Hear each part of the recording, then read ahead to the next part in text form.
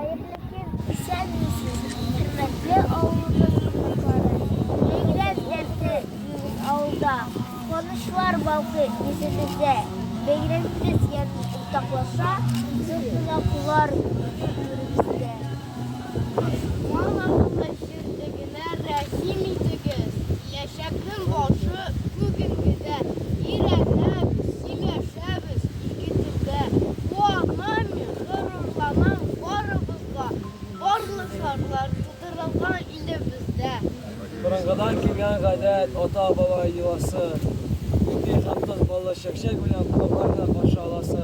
Ko'p asrda dushmanimda erishib quloqchi xalq, yo'qolarin, bilishlarin yo'qdir ovoz etmagan xalq. Hurmatli quloqlarimiz, xush keldingiz, rahim etdingiz. Dushman avvalo xalqini yo'qolsin ovoz etdingiz. Eydagiz sizdan izlab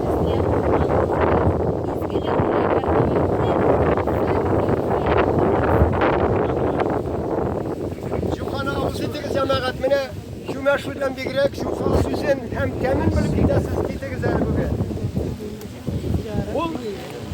Bu üzerine göre brand bir program. Ayı şahını itmeğin gövdelendirir. Vay, mümkün tügür. Davlaştırıp bulmalı. Atını kırıp alıp. Şak ol bizde de şak. Cemaat cenapta mine. Reisimiz bize kovuk kursetken köpek aldık güzel iş kursettiniz. Bu yüzünüzde pişken, bize bir şey.